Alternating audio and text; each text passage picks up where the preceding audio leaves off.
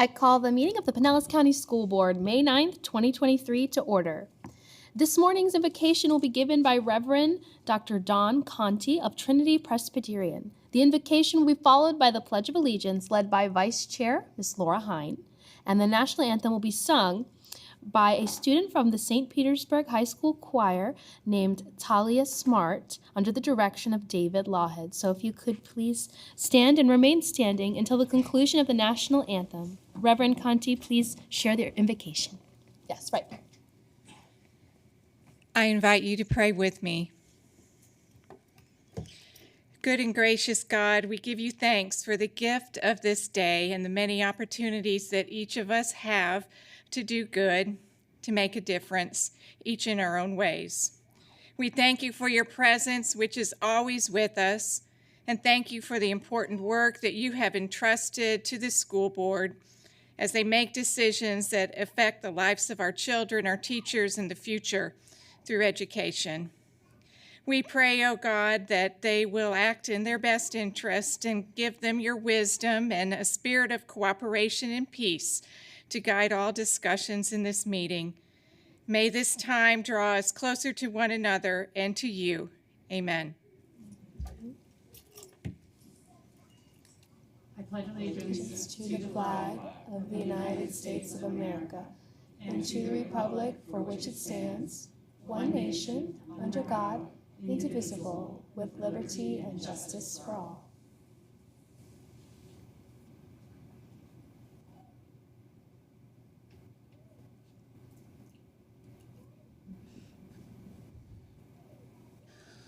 Oh, say, can you see by the dawn's early light what so proudly we hailed at the twilight's last gleaming, whose broad stripes and bright stars through the perilous fight o'er the ramparts we watch were so gallantly streaming, and the rockets' red glare, the bombs bursting in air, gave proof through the night that our flag was still there. Oh, say does that star-spangled banner yet wave o'er the land of the free and the home of the brave?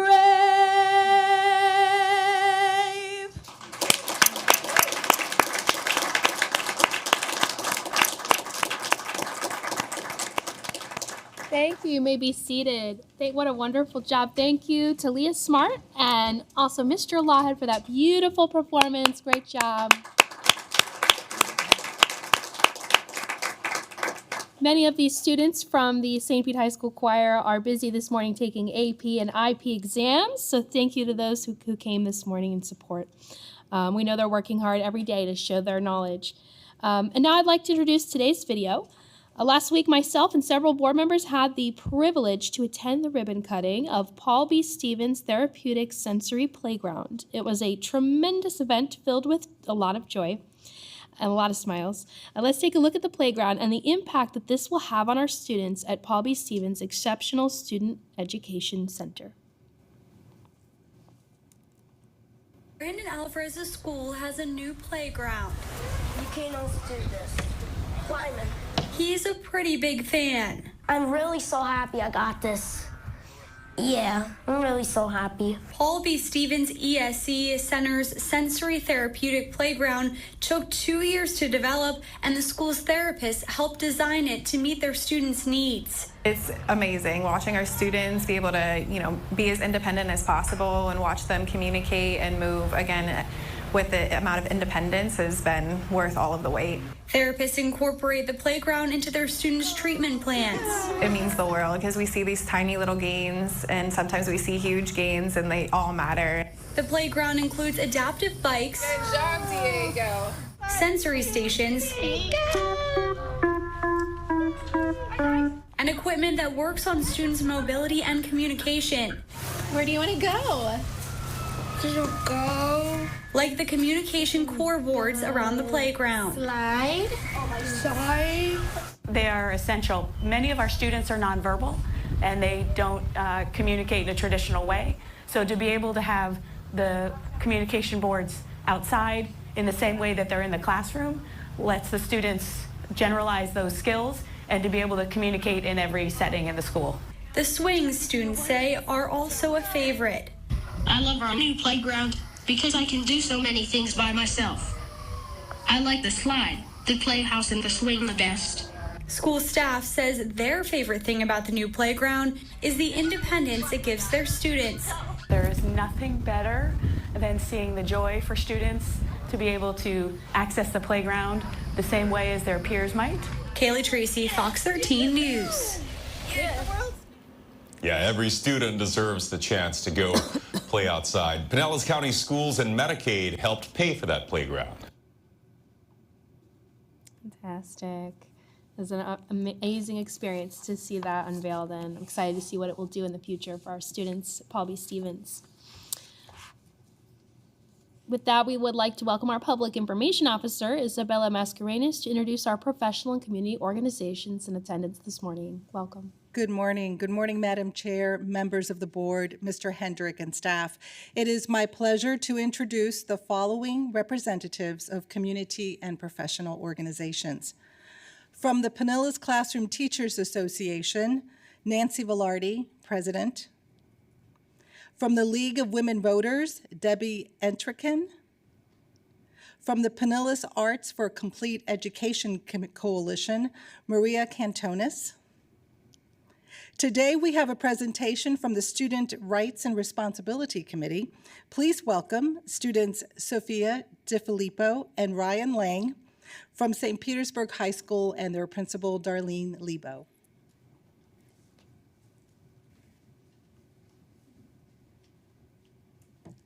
Thank you. Thank you for having us. I'm Sophia DiFilippo, a rising senior and president of student government.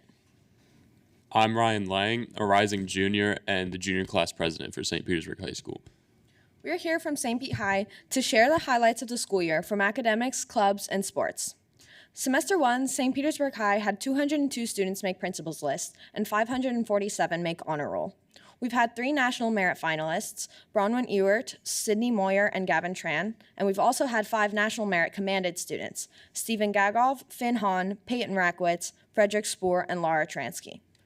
This year in student government, we've planned and sponsored both homecoming and prom to a great success.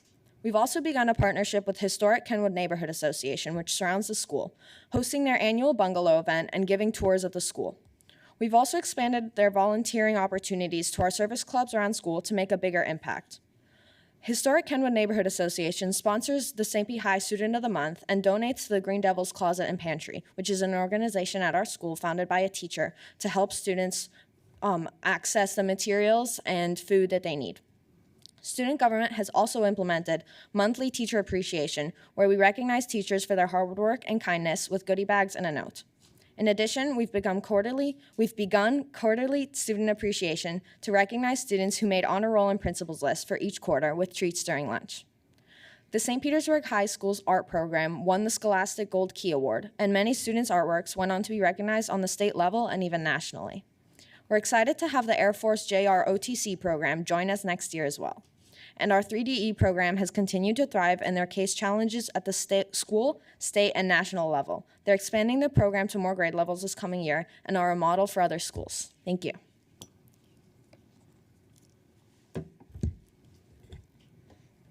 And now moving on to the sporting accomplishments of this school year. Our football team made it to the first round of the FHSAA playoffs, where they faced off against the defending state champs, Jesuit. Girls basketball, in addition, were the district runner-up and continued to make it to the regional semifinal game. Boys basketball, which I'm proud to say as a contributing player, won our district, conference, and regional games and continued to make it onto the state Final Four, where we ended up losing our first game. The girls' tennis team won their PCAC, districts, and regionals and made it all the way to states. In addition to that, the boys' tennis team also won PCAC, districts, regionals, along with making it all the way to states. Both our boys and girls tennis teams are undefeated in regular season play since 2019. Our girls volleyball team was the district runner-up and advanced to the regional semifinal. In addition, our boys and girls soccer teams won their PCAC South County, and the girls team won the district and continued to the regional quarterfinal. Our boys, girls, and swim teams won PCAC city championships, districts, and become state runner-ups. The boys track and field team were the district runner-up, and 20 of our track athletes qualified to race in regionals. St. Pete High was the only public high school in Pinellas County to send both of our boys and girls cross-country teams to the state meet in Tallahassee. This was an accomplishment that our school hasn't achieved in the past decade. The girls softball team is also having an outstanding season, having recently won the PCAC South County and the district championship. Our drama and theater also had a great year, producing terrific shows throughout.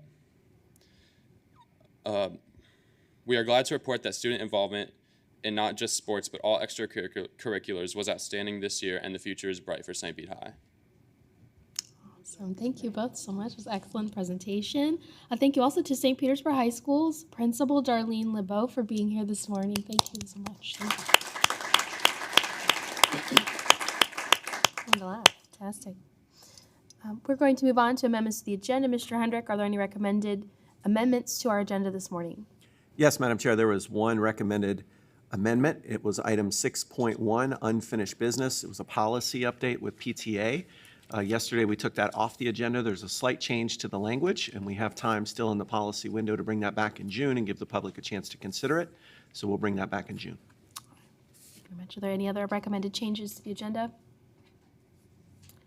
Seeing none, as board chair, I find good cause to amend the agenda as described by Superintendent Hendrick. May I have a motion to adopt the agenda as amended?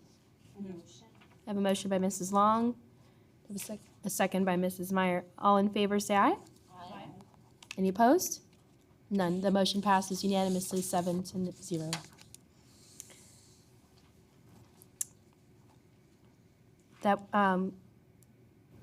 We are going to begin our special order of agenda, item 4.1. May I have a motion to approve item 4.1, the presentation of the proclamation celebrating the work of Pinellas County Schools teachers during Teacher Appreciation Week, which is May 8th through the 12th, 2023. May I have a motion? Move for approval by Ms. Edmond and a second by Mrs. Hine. Mr. Hendrick, would you please introduce the item? Thank you, Madam Chair. As we celebrate National Teacher Appreciation Week, today is actually National Teacher Appreciation Day, and I don't want to steal Ms. Texel's thunder, but I do want to just take a moment to thank our teachers. I did send a video out on behalf of the board and myself on Sunday night to every teacher in our district, thanking them for the work that they do each and every day in our classrooms. And although we have just 13 days of school left, every day really is Teacher Appreciation Day. We're so grateful for our over 7,000 teachers, the work that they do, and we just cannot say enough great things about the work our teachers do each and every day. Ms. Texel. Good morning, Madam Chair, school board members, Mr. Hendrick, and staff. I truly am honored to be here today as we recognize our wonderful teachers that we do have in Pinellas County Schools. And as Mr. Hendrick announced, today is actually Teacher Appreciation Day. So what wonderful coincidence and opportunity to recognize our teachers. And we really are reminded each and every day of the work that our teachers do in our classrooms to support not only our students, but their families and our community. And so we appreciate that. And this year, our teachers really have gone above and beyond to provide experiences for our students as we have gotten back into the normal way of work, but to providing those experiences, not only to support our curriculum, but also to allow our students to have experiences that will last them a lifetime. I know they will be remembering those opportunities.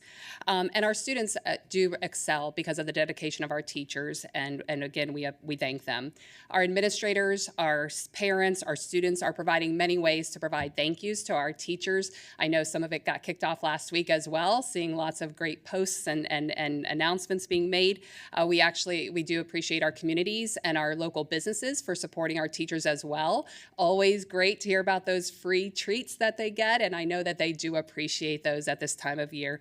But we also just remind everyone that a simple thank you is really what our teachers truly appreciate pre-paid, and it is as simple as saying thank you, and so we can remember that. This year we do have a special video. It's just a short clip to hear directly from our students on the impact that our teachers that are doing for them. So I think we do have that video to share at this time.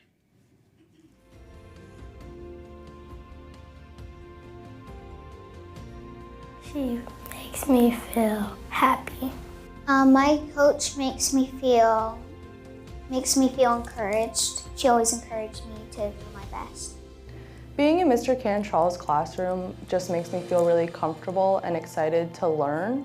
Out of all my teachers, she'd be the teacher that I would come to and tell something that, would be about my personal life because I trust her and she's a very trustworthy person. Miss Adlowski is just a person who I can talk to in a way and see someone who I can rely on if I need someone there for me. My teacher makes me feel happy. And that's why we do what we do. And I do believe we have a proclamation to share at this time. Thank you so much, Ms. Texel. We really appreciate the video. With that, we have a motion on the floor by Ms. Edmond, a second by Ms. Heim. We have the proclamation. We're going to go ahead and, what's that? Yeah. Mr. John Peters is going to read the proclamation for us. Thank you. Thank you, Madam Chair. Whereas teachers open children's minds to the magic of ideas, knowledge, and dreams. And whereas teachers keep American democracy alive by laying the foundation for good citizenship. And whereas teachers fill many roles as listeners, explorers, role models, motivators, and mentors. And whereas great teachers make great public schools. And whereas teachers continue to influence us long after our school days are only memories. Now, therefore, the School Board of Pinellas County does hereby proclaim the week of May 8th through 12th, 2023 as Teacher Appreciation Week and Tuesday, May 9th, 2023 as Pinellas County Schools Teacher Appreciation Day. We urge that all observe this week by taking the time to recognize and acknowledge the impact teachers have on our lives. Signed this 9th day of May, 2023. Is there any discussion about the proclamation? Seeing now, we have a motion on the floor to approve item 4.1, presentation of the proclamation celebrating Teacher Appreciation Week, May 8th through 12th, 2023. All in favor, say aye. Aye. Any opposed? None, of course. The motion to approve item 4.1 passes unanimously 7-0. Teacher Appreciation Week. Don't forget to say thank you to all of those amazing teachers.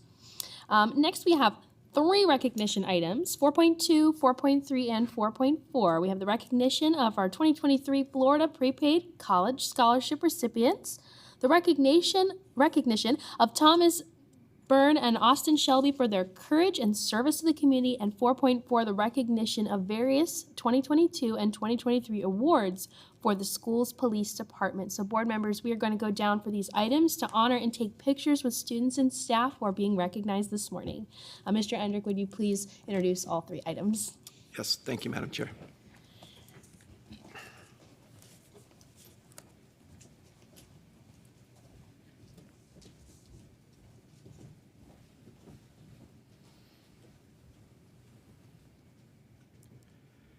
So the first of our items is 4.2, recognition of the 2023 Florida Prepaid Scholarship recipients.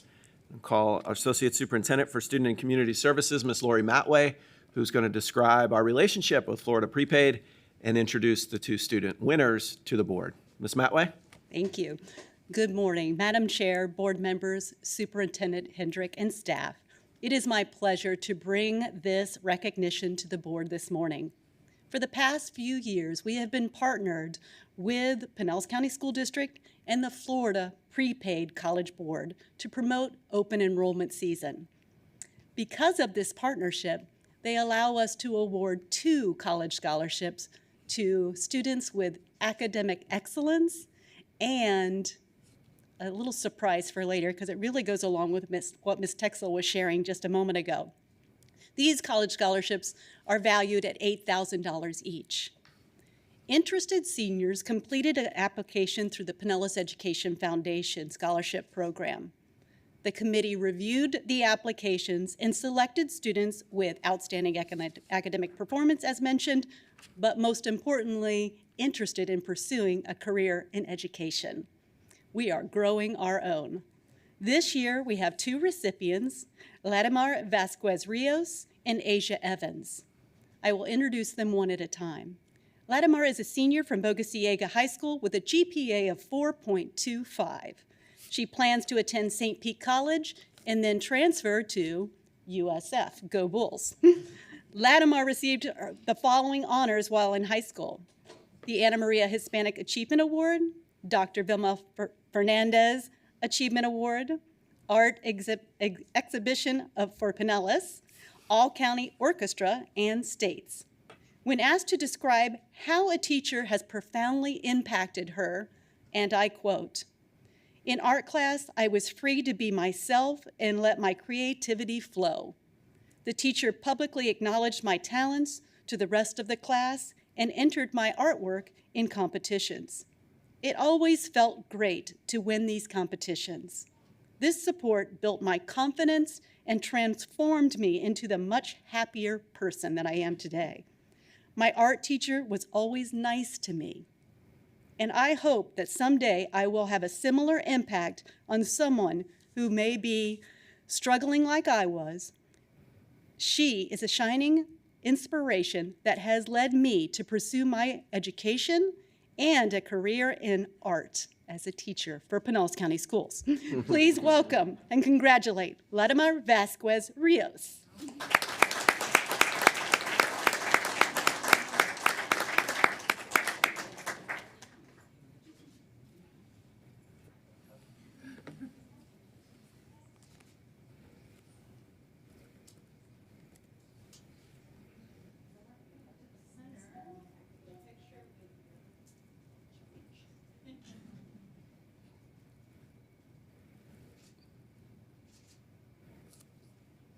Thank you.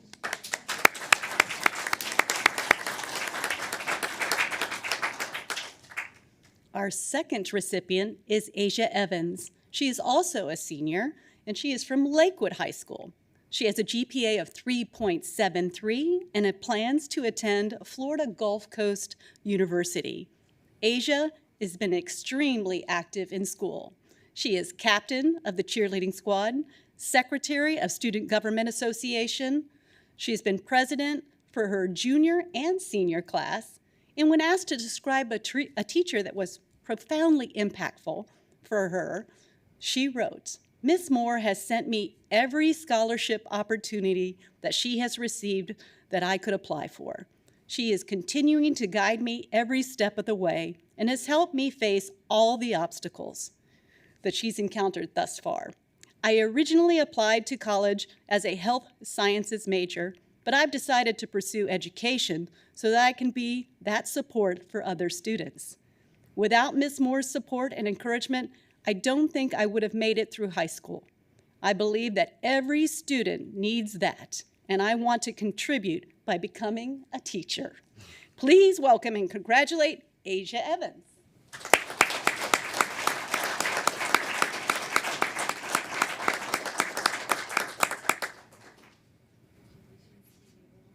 Student rights and responsibilities. She's good.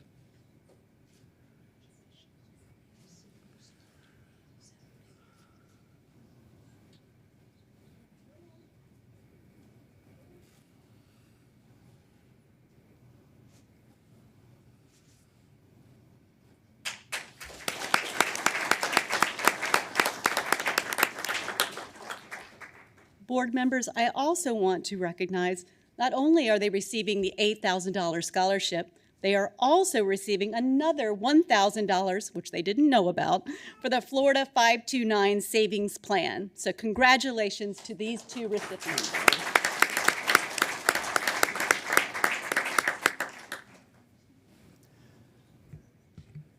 Thank you, Ms. Matway, and congratulations to both of our students. We look forward to seeing you back here and celebrating you during Teacher Appreciation Week about 3 or 4 years from now, all right? We'll look to see you soon. All right, our next recognition is item 4.3, which is recognition of Thomas Byrne and Austin Selby for their courageous their courage and service to the community.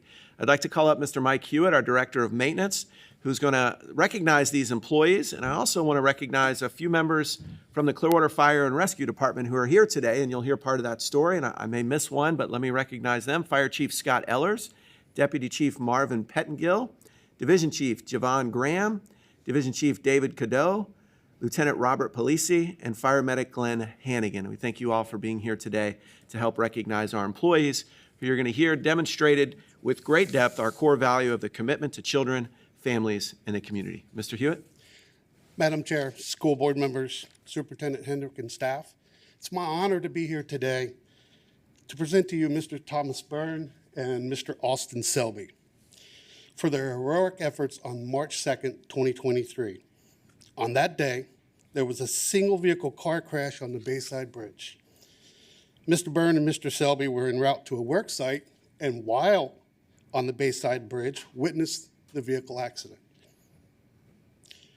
Without regard to their own safety and without hesitation, they stopped to render aid to the crash victims. Joining me today is Chief Ellers from Clearwater Fire and Rescue, who will also go on and detail more of the accident. Madam Chair, board members, thank you so much. Scott Ellers, Fire Chief, Clearwater Fire Rescue. I'm extremely honored to be here to recognize the bravery and the courageous acts of two of your employees. On March 2nd at 11:35 hours, Clearwater Fire Rescue responded to a vehicle accident on the Bayside Bridge. The call came in and has multiple vehicles involved. One vehicle on fire, one patient still trapped inside the vehicle. Prior to our arrival at the scene, two of your employees, Thomas Byrne and Austin Selby, stopped to offer aid to the driver. They were able to make contact with the driver and notified 911 of his condition. While offering help to the driver, they noticed the engine compartment of the vehicle begin to smoke and catch on fire. Without hesitation, they retrieved a fire extinguisher from their work truck and immediately extinguished the fire. Had they not acted quickly, this situation could have escalated and potentially resulted in the death of the occupant. These two gentlemen put themselves in harm's way to save the life of a stranger. And with that, I'm proud to present them with the Clearwater and Fire Rescue certificate of commendation for each of them. So.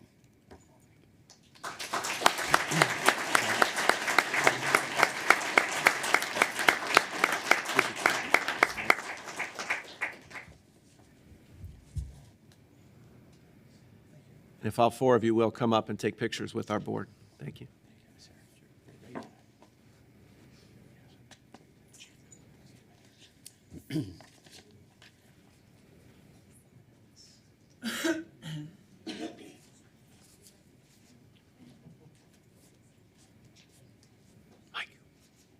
Mike.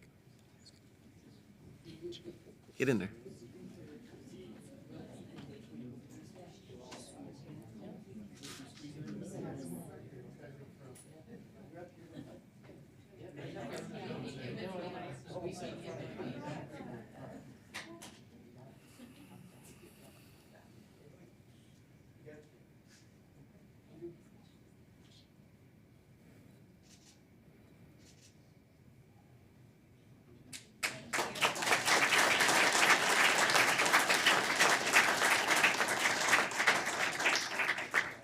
Our final set of recognitions is for awards from our school's police department for this year. We have 3 awards to present. I'd like to call up Chief Luke Williams to do the honors. Chief.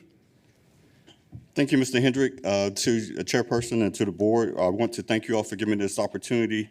As you all know, during any course of the day, there is hundreds of individuals who are tasked with keeping the safety of our students and staff at heart. So today we get to recognize 3 of those individuals. So the Jesse Dorsey Campus Activity Monitor of the Year Award goes to Anthony Sean Minton of Eastlake High School. Anthony, if you would come up. Anthony was nominated by Principal Daniel Schmitzdale. Mr. Minton is a valuable asset to the Eastlake High School staff and mentors and is a friend to all his students. His performance as a campus activity monitor has been consistent and his dedication to the students is displayed daily. So Sean, I want to say congratulations to you. What we have for you is a certificate from Mr. Hendrick and myself, and also the plaque that commemorates the Jesse Dorsey Campus Activities Monitor of the Year presented to Anthony Minton, Eastlake High School. Thank you so much for what you do.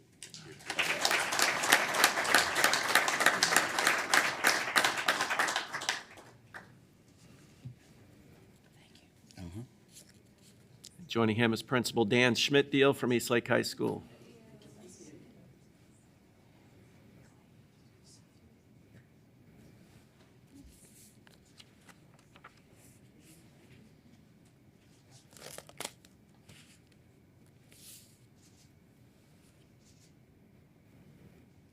Thank you.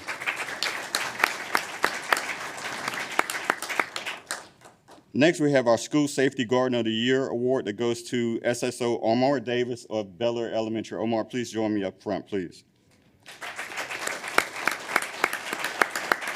Omar was nominated by his principal, Renee Kelly, and the entire staff at Bel Air Elementary, I would say. SSO Davis has worked tirelessly to build relationships with the students, staffs, and with the parents of Bel Air Elementary. His approach to the safety of his campus is an example for other school safety officers to emulate, and congratulations to SSO Davis for a job well done. We have your certificate and also your plaque. Omar is joined by his wife, his son, his daughter, and his grandson, Mason. So if you want to go ahead and get a picture. Congratulations. Congratulations.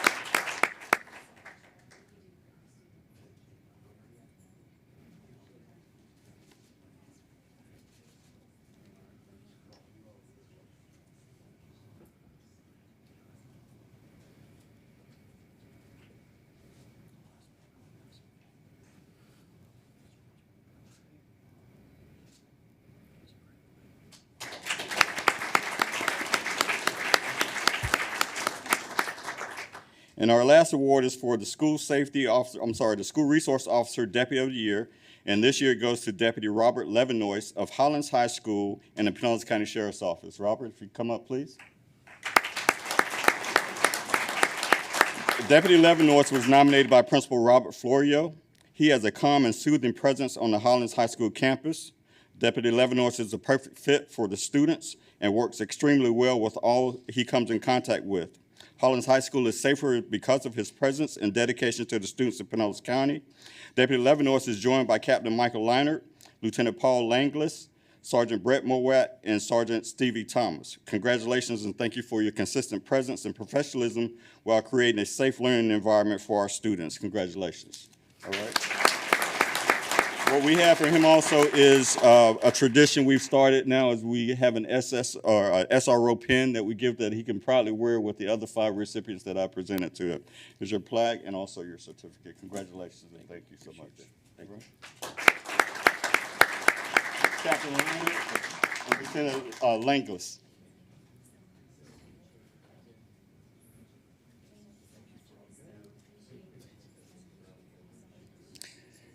And as they take their pictures, I just want to reiterate that there are so many men and women who are out there on a daily basis who are keeping our kids and our staff safe on a daily basis. We have a number of nominees that I can only pick these 3, but at a future training date, we'll be acknowledging and recognizing all those individuals who were nominated. So I want to thank the principals and all others who made nominations for these awards. Thank you. Thank you, Chief.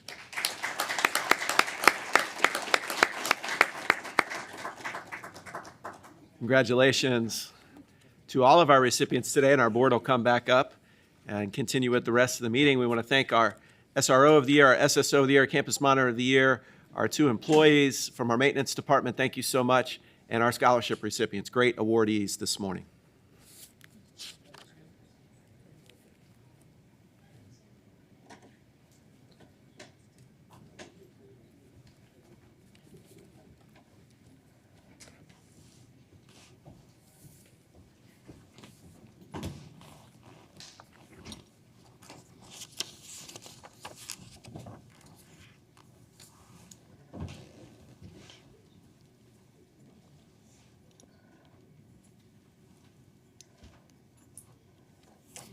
Thank you all so much for being here. Wonderful job. With that, we're going to move to our public comments on agenda items.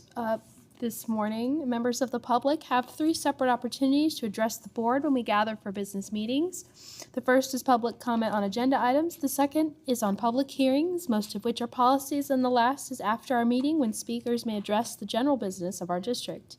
At each opportunity for public input, board members are here to listen to you, and this is not a time for interaction, but the board will take your comments into consideration before it votes on the agenda items. The board is committed to a standard of civility and decorum in conducting our meetings, and this includes refraining from clapping or making audible noises during or after a speaker's comments. We appreciate all of you in assisting us in maintaining a civil and constructive environment. Lastly, please note that this meeting and all public comments will be broadcast live on the internet and video will be publicly archived. Members of the public may always communicate with the board through our email address, board@pcsb.org, or by calling the board office at 727-588-6300. Thank you, Mrs. Hauk. Are there any speakers to agenda items? Yes, Madam Chair, board members, Mr. Hendrick, we have 1 speaker for agenda items. It is Mark Clutho speaking to 7.15, 7.16, and 8.1.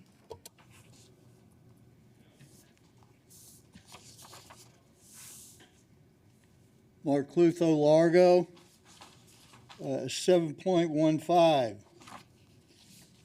This is an agreement with Ajax Building for final construction allocation. And the total for this is a little over $23 million. And doing the job, going to relocate the existing HVAC system. Oh yeah, so you keep pumping that carbon. Keep pumping the carbon. 2.5 million's going to Ajax for another pathetic job. So, more of the same results. That's what we get. More of the same.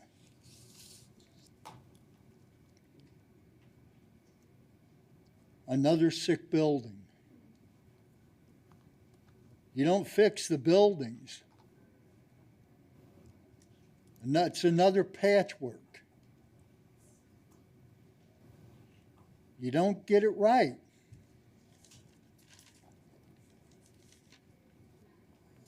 So, we end up with a headline, or should I say, an editorial from the New York Times that says we desperately need a new electrical grid. Here's how to make it happen. And then the morons have this illustration. Isn't that pretty? These big towers with some kind of vines growing between them. See, this is what your stupid buildings bring. They think that's an answer. And obviously you must think it's an answer because you keep doing the same stupid thing.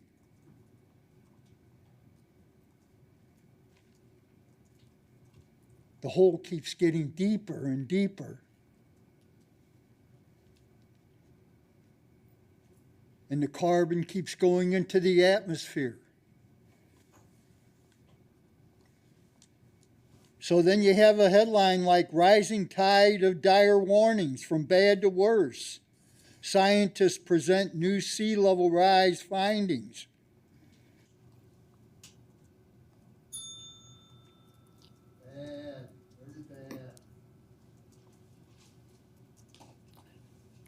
Madam Chair, there are no more speakers. Thank you. Seeing that there are no items on our unfinished business, we will continue to the consent agenda. May I have a motion to adopt the consent agenda as amended? I have a motion for approval by Mrs. Hine, a second by Mrs. Long. All in favor, say aye. Aye. Any opposed? Seeing none, the motion passes unanimously, 7-0. We'll continue to non-consent. May I have a motion to approve item 8.1, requesting the approval to purchase 2023-2024 instructional materials? I have a motion by Mrs. Long. Second by Mrs. Cook. Mr. Hendrick, would you please introduce the item? Yes, thank you, Madam Chair.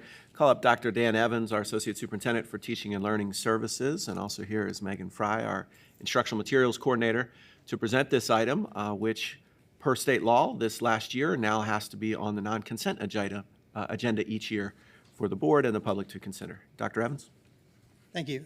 Good morning, board members, Mr. Hendrick and staff. Again, I'm joined by Megan Fry, our coordinator of instructional materials. She always gets a chance to sit there, but does all the work behind the scenes so we can answer any questions you might have. We are bringing forward today, as Mr. Hendrick mentioned, for your approval, the purchase amounts really for the anticipated 23-24 instructional materials. These materials have been previously used in our district and approved for purchase by the board in previous years. The intent in bringing them forward today is to have the budgetary approval as required by state statute and board policy. As the board is aware, the statute and our board policy requires that materials used that are adopted or major tools of instruction are brought forth for the board's approval per a non-consent item. The purchases listed include our anticipated expenditures for next school year for our state adopted and board-approved instructional materials with our vendors. Our vendor here is the Florida School Book Depository, our required vendor for our adopted materials, textbooks, etc. You'll also see listed our materials for our middle and high school reading intervention courses. Again, I have with me today Ms. Megan Fry, our coordinator of instructional materials, and she and I are here to answer any questions you might have, and we look forward to your approval. Thank you. Thank you. We have Ms. Edmond. Did you have a question? Yes. Good morning, and thank you very much for providing this material. Would you please share if the proposed purchase is in alignment with state law, and if you foresee any of the current legislation pending signature of the governor impacting the purchase? Sure, it's a good question. We are continually in review of our materials specific to the law, the requirements of state law and state statute. So the materials that are coming before you today, we do not anticipate have run into any kind of conflict with state law or pending state legislation. And but per due diligence, like you, we continue to review the pending legislation and we'll apply those rules accordingly. Thank you. You're welcome. Thank you. Is there any other discussion from board members? And thank you, Mr. Evans, very much. We have a motion on the floor to approve item 8.1, the approval to purchase 2023-2024 instructional materials. And we also have a second. All in favor, say aye. Aye. Any opposed? None. The motion to approve item 8.1 passes unanimously.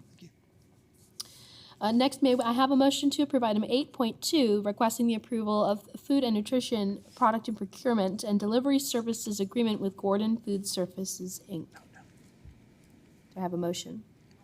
A motion by Ms. Peters and a second by Ms. Edmond. Mr. Hedrick, could you please introduce the item? Yes, thank you, Madam Chair. This item, which is our annual purchase for food for our food nutrition lunch program, I'm going to have Mr. Herbeck introduce. Thank you, Mr. Hendrick, and Madam Chair, board members. This item is being brought to you today, and also with us today is our Director of Food and Nutrition, Karen O'Rourrier, who may be able to help with some questions that I may not be able to answer. But this purchase today is for 3 years, and this is our main food supplier. Unfortunately, we're not able to include delivery from our warehouse to schools with this. Those food suppliers are not interested in that right now. We are going to be pursuing an RFP for delivery services, and we hope to find somebody to help us out on that end.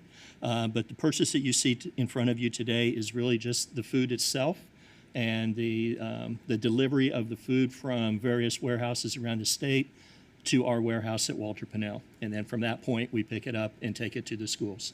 So if there are any questions that I may be able to help you with, obviously I can hopefully be able to do that. And if not, I'll turn it over to Mrs. O'Rourrier, who may be able to help more. Thank you very much. Is there any discussion or questions from the board? Mrs. Edmond?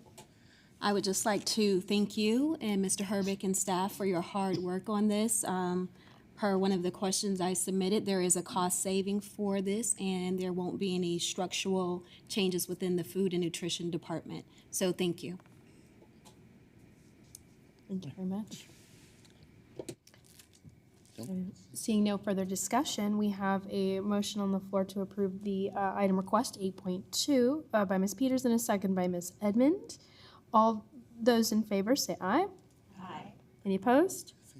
None. The motion to approve item 8.2, approval of food and nutrition, product and procurement and delivery services with Gordon Food Service carries unanimously 7-0. Thank you very much for being here. Thank you. That was fast, yes. For our final non-consent item of the day, may I have a motion to approve item 8.3, setting a public hearing and authorizing the advertisement of the public hearing to consider the amendment to policy 8330, student records. Do I have a motion? I have a motion by Ms. Edmond and a second by Mrs. Meyer. Mr. Hendrick. Thank you, Madam Chair. I'd like to call up Director of Strategic Planning and Policy, Leanne Eisen, who will share an overview of this policy update that was also shared at a recent board workshop. Good morning, Madam Chair, board members, Superintendent Hendrick, and community and staff. Today we're presenting first reading of Policy 8330, Student Records, which we discussed at the April School Board Workshop. We are proposing revisions to the PCS Student Education Records Manual, which is incorporated into Policy 8330 by reference.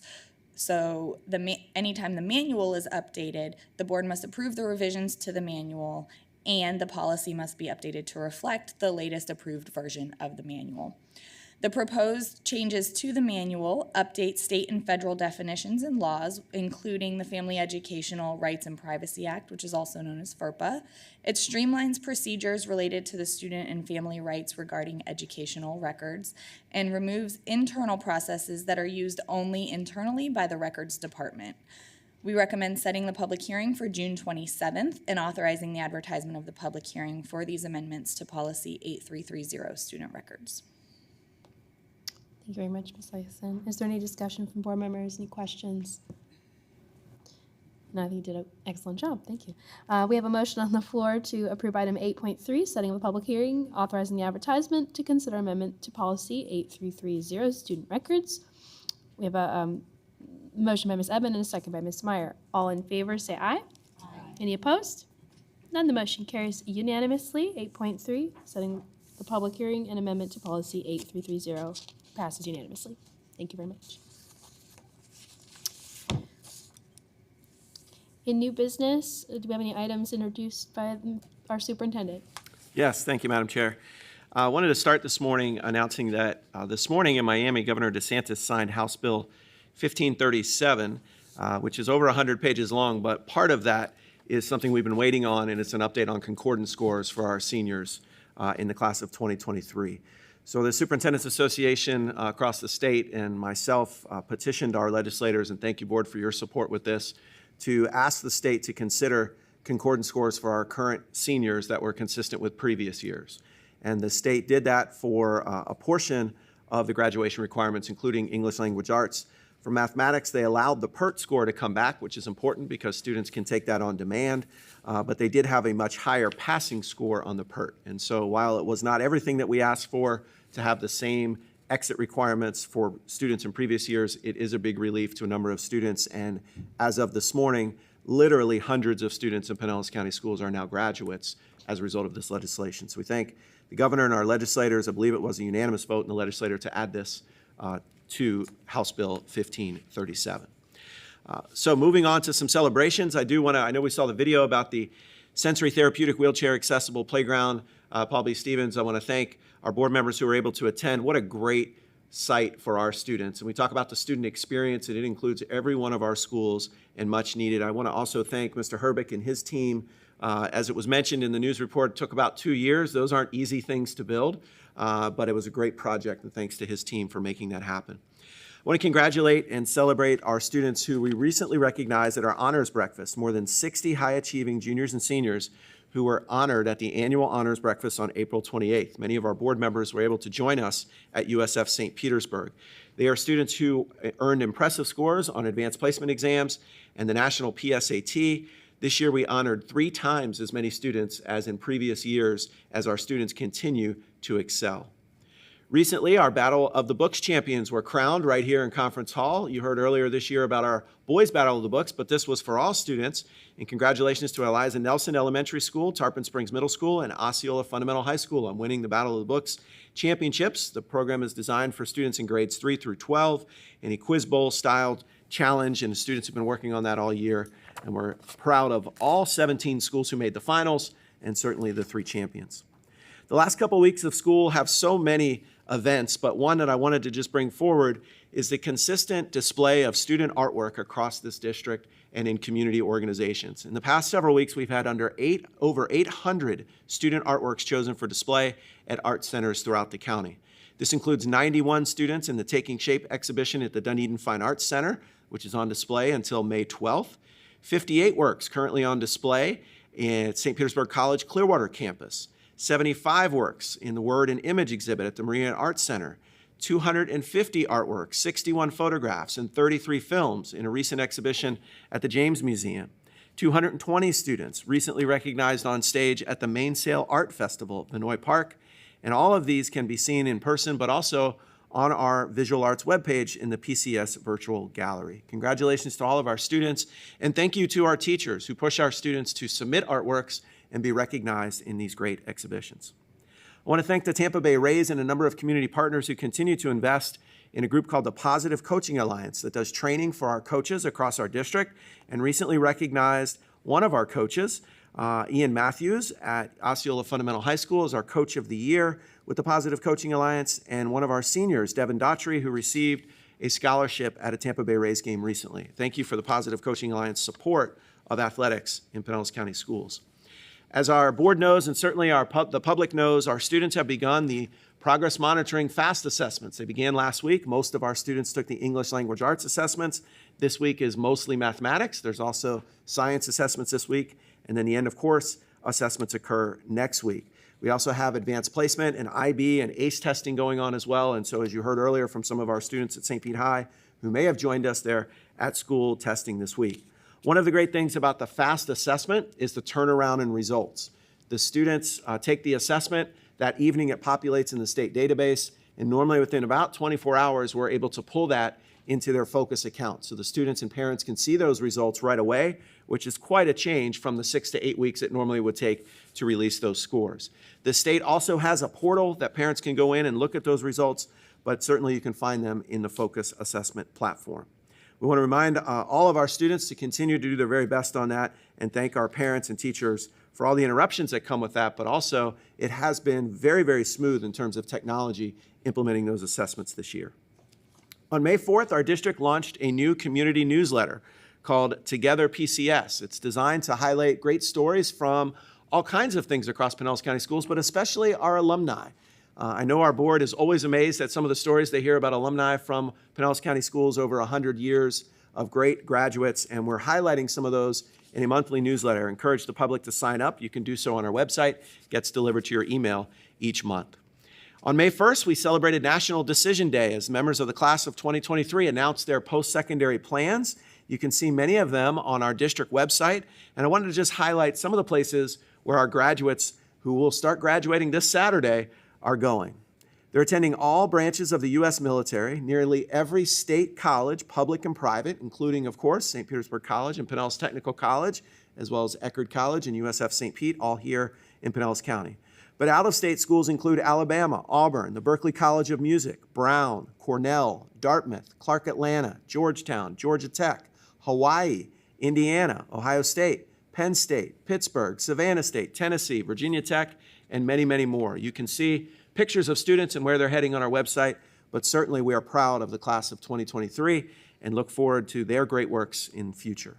I mentioned graduations kick off this Saturday at Tropicana Field. There have been nothing but winning going on at Tropicana Field this year, and we're going to continue to see great winners on stage over the course of the next 10 days at Tropicana Field and a couple of other locations in our school district. Check our website for graduation sites, but we start with Palm Harbor and Largo Saturday night. And as I do each and every meeting, I want to highlight one of our employees as a superintendent standout for demonstrating our core values. And today's standout is a food and nutrition lead specialist who is a cafeteria manager, Bridget McCabe. Ms. McCabe has been an employee at Pinellas County Schools for 9 years and has been a cafeteria manager of a number of sites and recently is here in this building. Her colleagues note, a beautiful and welcome energy is what I receive every single time I visit the cafeteria. She is the heart. For being in what looks like a fast-paced, stressful position, she makes it seem like a breeze. Always happy, pleasant, inviting, caring, and warm, Miss Bridget makes you feel at home. We are so blessed to have her spreading warmth, love, and kindness through every smile, and especially working with our extended transition students, teaching them life skills. Thank you for spreading positivity. You are wonderful and appreciated. Thank you, Bridget McCabe, for all you do and all of our employees each and every day. Madam Chair. Thank you so very much. Mr. Kapersky, are there any items to be introduced by the school board attorney? I have no items. Thank you, ma'am. All right. Thank you. Is there any board members, any items to be introduced by the board members? Oh, I'm sorry. Yes, I do. Ms. Hine, you're first on the list. Thank you. A few things I wanted to share today. Back to our consent agenda. Item 7.5, appointment of the principal to Northwest Elementary School. That is Mr. Casey Maker. And I just wanted to make a personal congratulations to Mr. Maker and just point him out as one of the many things that we get right in Pinellas County Schools. He's one of the first educators that I met when I got involved in public education advocacy. He is bright-eyed, bright-minded, cares about our kids and students, and is an absolute professional. I am so pleased that he is now going to be the principal of an elementary school in Pinellas County Schools. Congratulations, Mr. Maker. I also just wanted to mention with the end of the legislative session and the state budget being on the governor's desk, I know there are a lot of questions in our community about how HB1 and other items are going to impact our budget here in Pinellas County Schools, and I look forward to doing that math and as the next couple of months come by, being able to provide some of that information to our community. In honor of Teacher Appreciation Week, I wanted to mention a couple things. You know, in the last 4 weeks, I've been to 16 different schools or programs across our county, from Osceola Fundamental High to St. Pete High to the Juvenile Detention Center and the Pinellas County Jail. We have educators doing amazing things in this community every day, choosing to do great work and having an impact. We have absolute academic excellence, as you heard some of the things that Mr. Hendrick mentioned, and then we also work really, really hard to leave no man behind here in Pinellas County. And I want to thank all the PTAs and all the community members right now who this week in Teacher Appreciation Week are engaged to make sure that our teachers know that they are valued. You know, education has been in the broader news a lot in the recent months, and I've had a lot of people reach out to me to say, what can I do? I have 2 action items for you. One, in the next 2 weeks, find a school that is near your house. I will place a bet that within 5 miles of your house, you have a Pinellas County school. If I'm wrong, I'll buy you dinner, okay? Find a Pinellas County school that is within 5 miles of your house, show up and ask them how you can support them.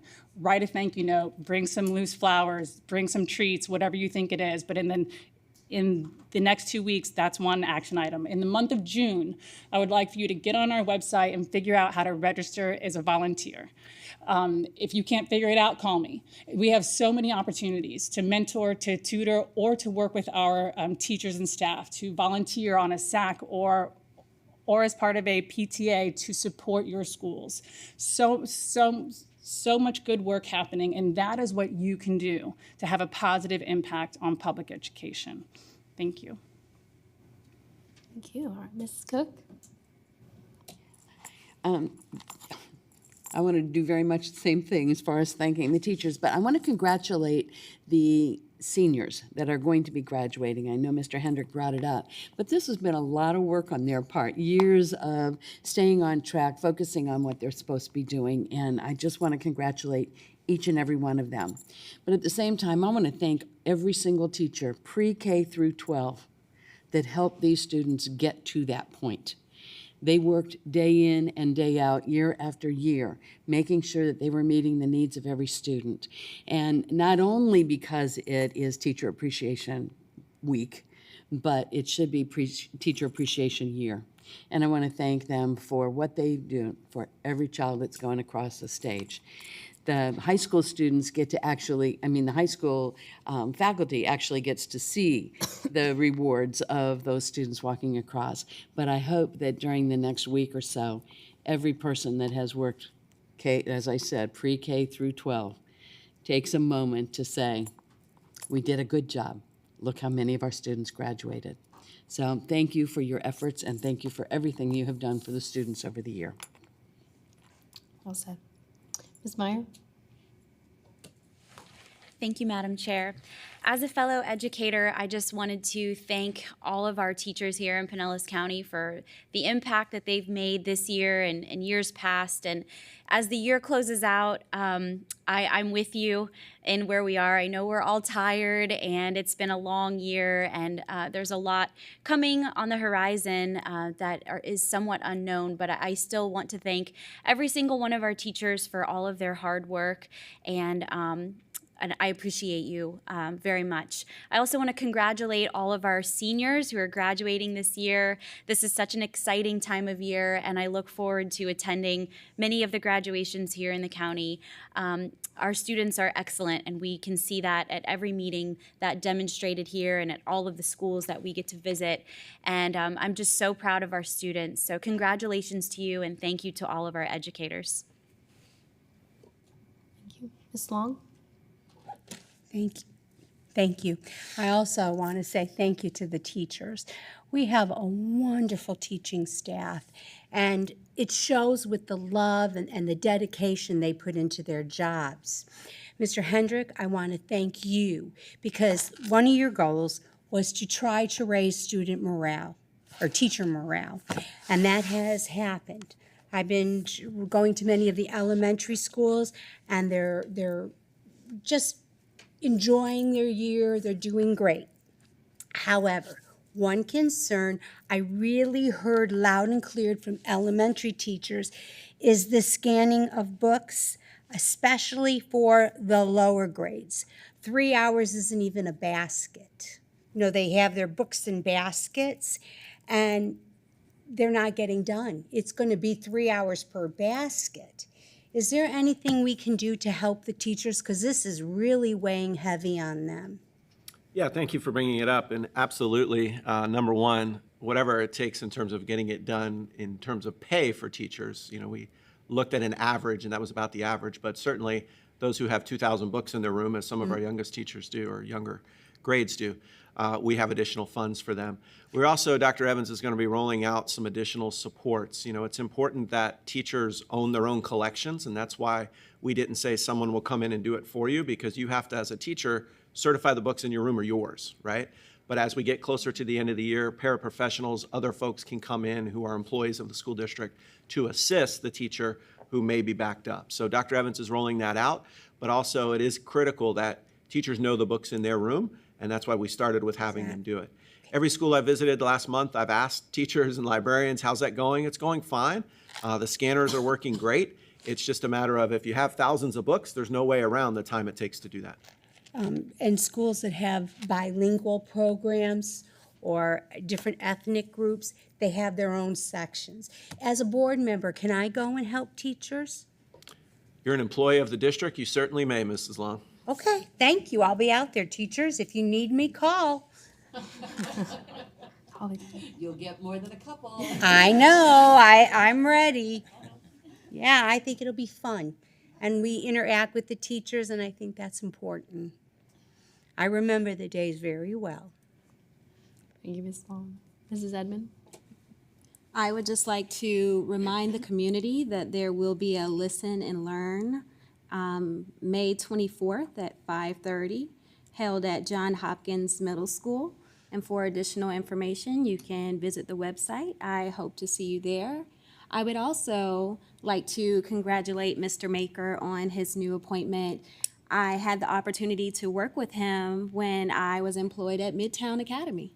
And here he is today, the assistant principal, moving on to greener grass per se. And I just would like to say congratulations to him. It's great to see the development of employees within Pinellas County Schools and that there is a pathway for growth. So congratulations to you, Mr. Maker. I would also like to thank the educators and principals, but mainly the educators for what they do each and every day to support our students. Having the opportunity to work in the transformation zone as well as other Title I schools, you can never be thanked enough for the work that you do to not only support students but their families. So those of you in the community, if you would like to mentor, volunteer, or even become an employee of Pinellas County Schools, please visit the website. This is my other pitch, my pitch that I do at our meetings, just to encourage your engagement and involvement. It is sincerely appreciated. Thank you. Thank you so much. I don't see any other board member requests for discussion, but I too want to echo everything our board has said. From the bottom of our hearts, the Pinellas County School Board, we are so grateful for you teachers, and this is Teacher Appreciation Week. So if students are out there listening at all, don't forget, write your teacher a little thank you note. It means the world and touches their heart, keeps them going for another month, because there's nothing more special than getting those hugs and those special notes from your students especially when you're working real hard and you're backed up with lots of busy work to do. And so it reminds us every day why we do it, why we wake up and care about the kids, that they're the most important thing. And teachers, we know how much heart that takes, and appreciate each and every day that you wake up and give it your all. So keep doing what you're doing, and we at the board are truly grateful for your service every day. With that, Ms. Woodford, are there any board requests? Madam Chair, I noted one request from Ms. Hine to look for ways to communicate the possible impacts of the recent legislative changes on our budget. Yes, thank you very much. Are there any further business for the meeting? Seeing none, before we perform our board meeting evaluation, we will adjourn the meeting and move to public participation. And with that, the meeting is now officially adjourned. We are going to move to public comment on the general business of the district. Please note the views and comments of the public speakers are their own and not endorsed, nor sponsored by the school board or district. We cannot ensure the accuracy of statements made, but will review all concerns that are raised and take appropriate action, which may include clarifications or the referral of speakers to the proper staff member for assistance. The board is committed to a standard of civility and decorum in conducting our meetings. This includes refraining from clapping and making audible noises during and after a speaker's comments. We appreciate all of you in assisting us in maintaining a civil and constructive work environment. Additionally, please note that although board members or Superintendent Hendrick may leave our dais briefly, there are speakers in our back room, and we'll continue to be able to hear all of your comments throughout. Thank you. Mrs. Hout, could you please introduce the public speakers? Yes, Madam Chair. Board members, Mr. Hendrick, we currently have 6 speakers signed up. We have the first 2 are Nancy Velarde and Mark Clutho.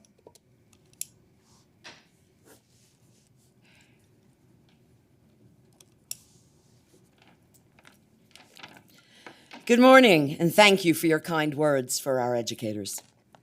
But, always a but, I am curious about why at the end of a year when we've had long-term substitutes in many of our classes and vacancies that we were unable to fill, leaving students in classes without a full-time, appropriately certified teacher, the number of probational dismissals and non-renewals was not fewer than previous years. We've had 35 non-renewals, which is about normal, but there have also been 53 probationary dismissals, which brings the total number of teachers rejected this year to 88. Since we know that the number of people interested in being a teacher has dwindled so low that some colleges have eliminated or reduced their education programs, this may not be the wisest course of action. PCTA does not advocate for bad teachers to remain in place, but I'm having a hard time believing that 88 teachers were so awful that they could not have been guided into being a more proficient educator. As I've said before, when I left the classroom 3 years ago, my students were getting some of the best results in my school, always exceeding the statewide average. I sure didn't have those skills in year 1 or in year 2 or 3. By my 4th and 5th year, I was starting to get on the roll. I was well on my way. It's unlikely that any person can be a high-impact teacher in their beginning years. I have a hard time believing that any teacher who's working to become better, wants to be a teacher, is a worse option than an unstaffed classroom. One probationarily dismissed teacher called me sobbing because she loved her kids and really wanted to be a teacher and become the best one she could be. Why would we not grant her that opportunity? Hillsborough County has about the same number of non-renewals, but not one probationary dismissal. Polk County does not non-renew, or probationarily dismiss anyone unless their summative evaluation is unsatisfactory or needs improvement, or if they have a level 1 discipline. By the way, we requested that same idea to happen here in Pinellas 2 years ago, and we were given a very frosty no. Our numbers are excessive and say more about the failure of our administrators than that of our teachers. As education experts in their school, their job is to help and support new teachers become the practitioners that we want to see. During a teacher shortage, which only promises to worsen next year, this callous practice is foolhardy and self-destruction. Let's do better, please.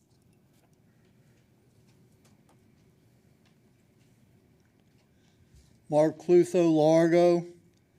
I have another note here. This one from Babs. Just a little thank you. It says, Daddy Clutho, please change your dirty white shirt and take off that damn mask. I didn't know you were an air expert. Comb your hair, please, Daddy. Love, Babs. She spells expert, X-P-A-R-T,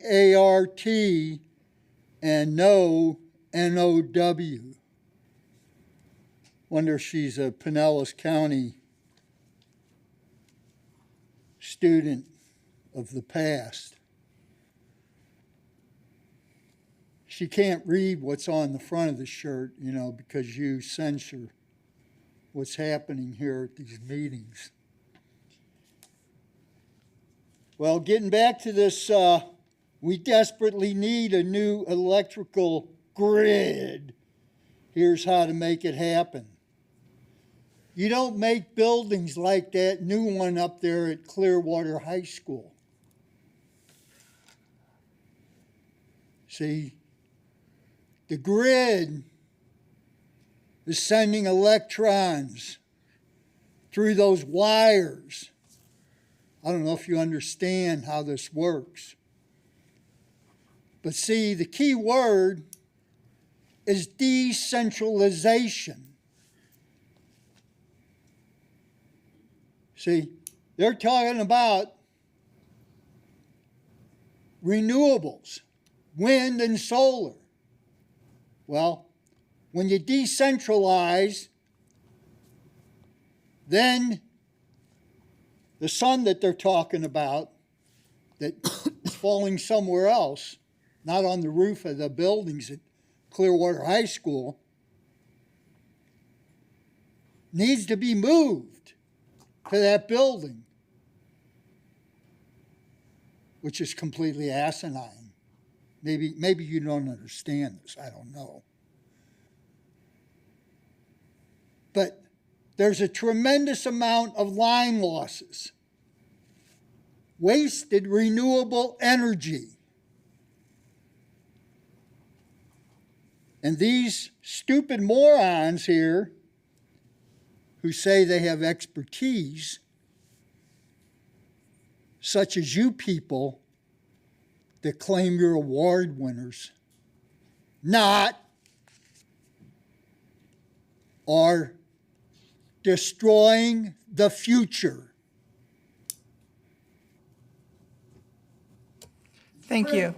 The next two speakers are Margie Green and Nicole St. Ledger.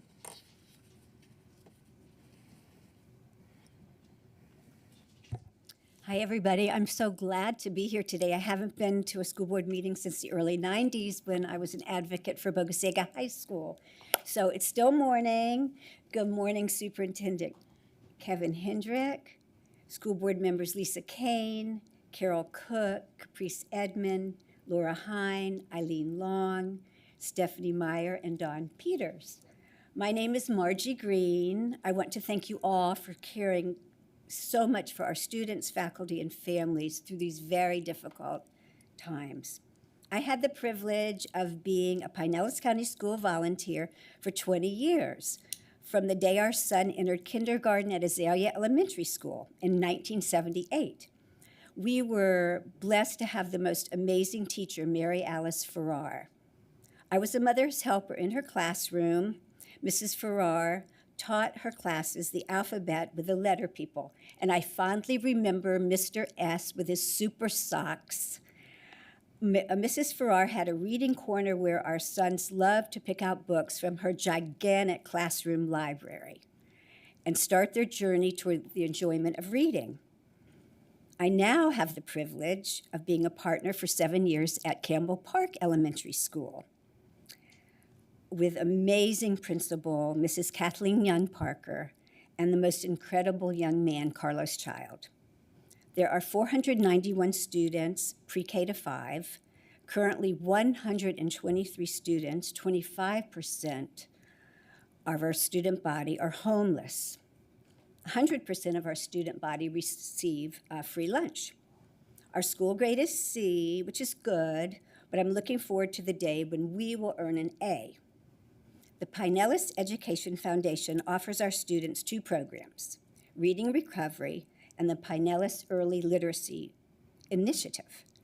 We want our students to read at grade level immediately. Our family is thrilled to have the opportunity to invest in these very successful programs. I know I have to speak quicker. Our classroom teachers have a collection of classroom books that are purchased by them or are gifts to them. They have their classroom books to meet the diverse needs of their classroom. They know best what their students need. I know our classroom teachers are struggling to make sure the books they have in their classroom meet the new laws. Because the laws are vague, this is forcing them to remove many more books than they should have to remove. Our teachers are exhausted and fearful of making a mistake. The punishments are harsh. For our students, their media center and their classroom libraries might be their only access to books. They deserve to see themselves in books. It's important for them to learn about people different than themselves in books. Their classroom libraries, where they have access to books every day. Please let our teachers teach and our students read.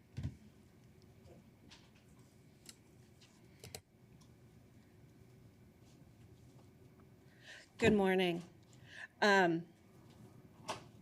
You guys have heard me talk about my 4 kids before. I spend a lot of time in my car.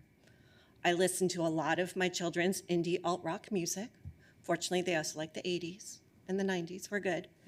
I also listen to a lot of audiobooks and general news information.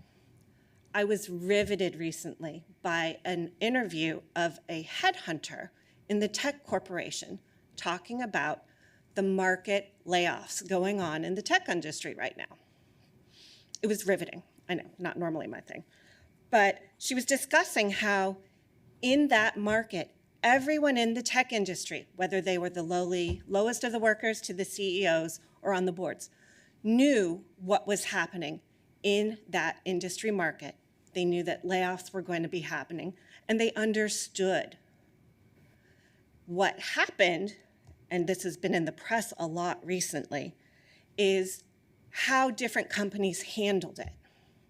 You have companies, Elon Musk, who did a lot of things behind the scenes, and the staff did not understand until they literally went to log in, and they're like, wait a minute, I don't have access. You had companies who brought everyone together to share, communicate, and be a team as they had been in their business before. In both cases, people were fired. But what the impact the headhunter was talking about was how the public perception of those businesses occurred by how they handled it, and also the perception of the people who work in that industry. And I said, oh my gosh, this is us. this is what we are in right now. We have a market, our legislative session. We have laws coming at us. We don't have control of it the way the companies didn't control the markets. We have the business leaders. That's you guys. You're our business leaders. And then we have the employees. We have the teachers and the students. And we're all watching how you handle it. Right now, you are not handling things with transparency. You are pulling things. You are trying to work in caution. I get it, but we know that. So work with us, because when teachers are seeing you work behind them, it makes them not feel comfortable in the schools. And when teachers aren't comfortable, kids aren't comfortable. And it affects everyone's learning and ability to have a healthy, safe, and great school. Thank you. The next two speakers are Reverend James B. Warren and Sarah Peacock.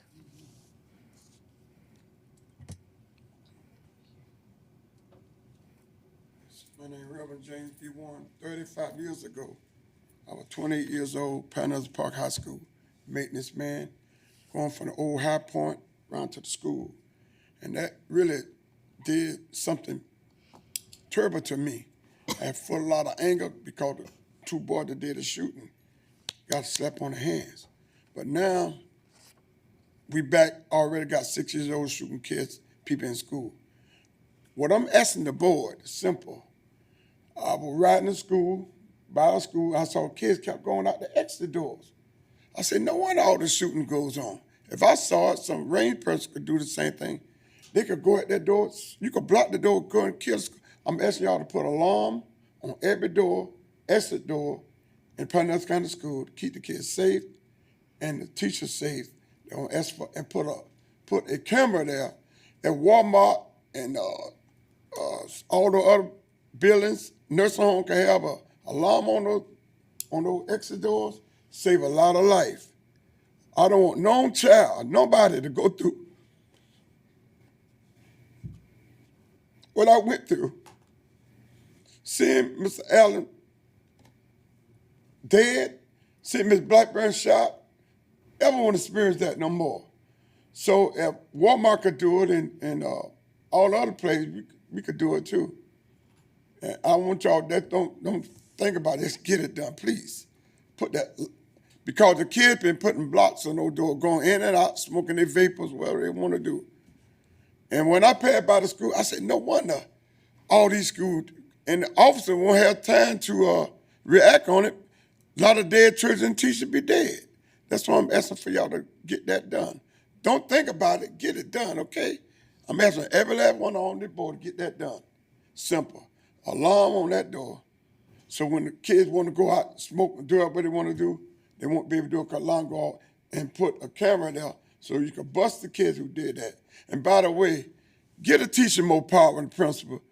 Get rid of some of these, let them go through the system because they've been bullying the teachers. They act up. I'm back part-time maintenance, went from electrician back to custodian. I'd rather do that instead of walk around the school with a 9mm on like this, ready to blow one of your children away. I'd rather do that. I'd rather clean toilets than to do that. But we need to get that done because you're going to be more, this governor that's in July, y'all know what's going to happen in July, right? It's going to be more guns. And we need to vote him out often. Get it done, please. Don't wait till July. When school turn back, I want to hear about your special alarms on those exit doors. Thank you. God bless y'all. I'll be praying for y'all. Thank you very much. Please get it done. Don't just vote on that. Get it done. Thank you. My name is Sarah Peacock, and I'm here to speak as a former student, current parent, and daughter of a Pinellas County teacher. In the past months, there's been a lot of discussion about protecting our children. I'd like you to each consider how many people from the communities that we're asking you to protect. Do you know personally? How many people of color trust you enough to tell you when they think your racial bias is showing? How many queer people have trusted you enough to invite you into their homes and meet their friends? How many people with disabilities do you see as an equal? You are all asking us to trust you with our children. I really want to believe that you love and respect all of our children as much as you say. Come out and show us. Be part of our discussions and pull from the diverse relationships in your personal life to bring acceptance and respect to all of our classrooms in the coming years.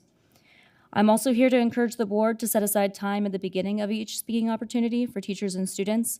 They are our biggest stakeholders and have time restraints that I think all of us want to respect. I think it would be appropriate to, as they do in Hillsborough, allow them the opportunity to be heard first. I'd like to support the teachers union as well and encourage the board to include teachers in the decisions you make. These employees know what students need and deserve a seat at the table, especially now that universal vouchers will be siphoning hundreds of millions of dollars out of the budget. When you make the cuts that you inevitably will need to make, teachers should be at the table and not on the chopping block. I encourage you to be present in our communities and learn firsthand what families need and want. Thank you for your work, and a special thank you to Member Hine and Member Edmond for your calls to action. It is so important for all hands to be on deck. As an aside, I'm very concerned by the news from Union President Viardi, especially considering the legislative effort to lower the standards for teachers certification to meet the low bar set by Hillside lobbyists. We should be filling seats with qualified professionals and not making way for right-wing sycophants. So thank you for everything you do, and thank you for everything I hope you will do in the coming years.